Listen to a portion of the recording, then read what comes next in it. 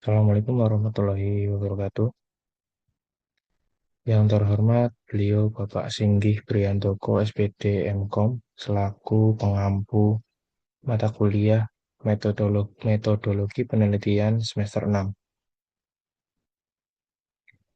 Perkenalkan, nama saya Dika Muludin Prasetyo dengan NIM STI 2023036685.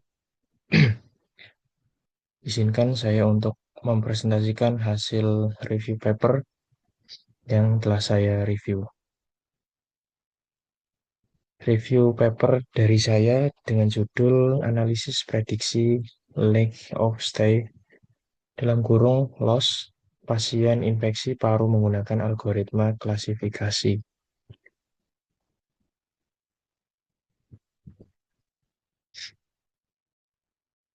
Identitas dari paper ini yaitu dengan judul Analisis Prediksi Length of Stay pasien infeksi paru menggunakan algoritma klasifikasi.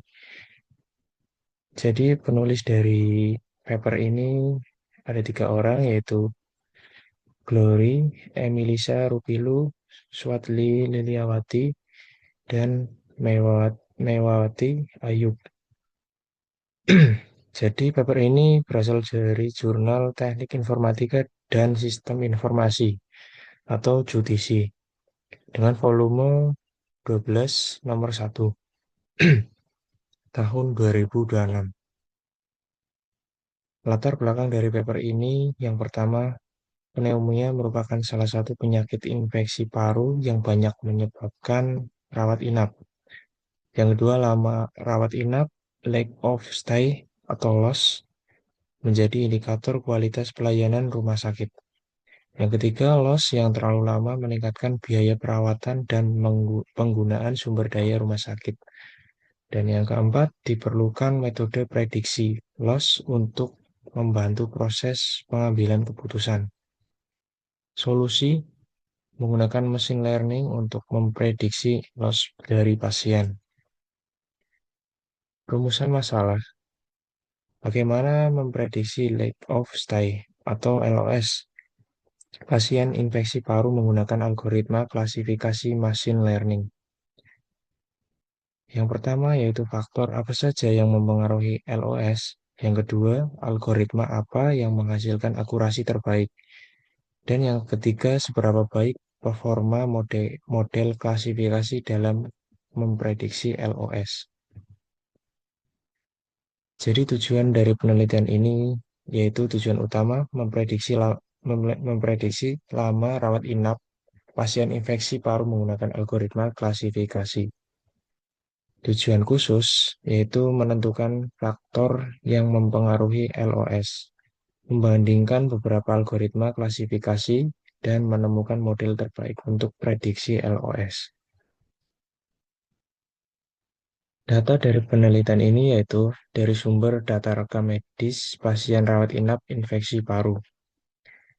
Variabel yang digunakan yaitu ada usia, keterangan umur pasien, jenis kelamin bisa laki-laki atau perempuan, leukosit, keterangan nilai laboratorium, diagnosa sekunder, yaitu penyakit penyerta, antibiotik, yaitu terapi yang digunakan, hasil rongsen, yaitu kondisi dari paru-paru tersebut, dan yang terakhir LOS, lama dari rawat inap pasien tersebut.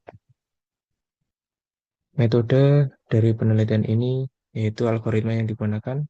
Yang pertama multi-layer perceptron atau NLP. Yang kedua naive Bayes, yang keempat J48, yang ketiga J48, yang keempat random tree.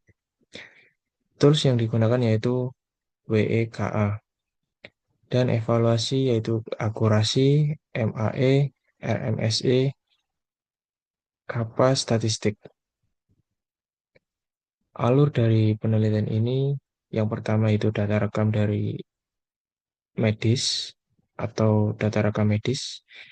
Yang kedua processing dari data. Yang ketiga klasifikasi melampaui yaitu MLP, NP, J48, dan RT. Selanjutnya yaitu evaluasi model, selanjutnya hasil prediksi dari LOS. Hasil dari pengujian tersebut, akurasi algoritma yaitu CMAT8 hasil terbaik, random tree sangat baik, MLP baik, dan yang terakhir naive bias yaitu terendah. Temuan algoritma CMAT8 menghasilkan performa baik dalam memprediksi LOS pasien.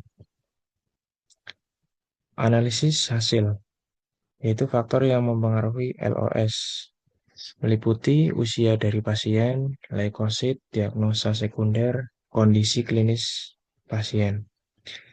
Interpretasi semakin tinggi tingkat keparahan penyakit, maka LOS cenderung lebih lama. Kelebihan dari penelitian ini yaitu satu, menggunakan data nyata, data berasal dari rumah sakit sehingga relevan. Yang kedua, membandingkan banyak algoritma, memudahkan pemilihan model terbaik. Yang ketiga, evaluasi lengkap, yaitu menggunakan beberapa parameter evaluasi. Yang keempat, bermanfaat di bidang kesehatan, dapat membantu pengambilan keputusan dari rumah sakit. Kekurangan dari penelitian ini yaitu yang pertama, dataset hanya berasal dari satu rumah sakit. Yang kedua, jumlah data relatif terbatas. Yang ketiga, belum dilakukan validasi pada rumah sakit lain. Dan yang keempat, potensi overfitting karena akurasi sangat tinggi. Analisis dari review, yaitu saya, kontribusi penelitian. Yang kedua, implementasi AI pada bidang kesehatan.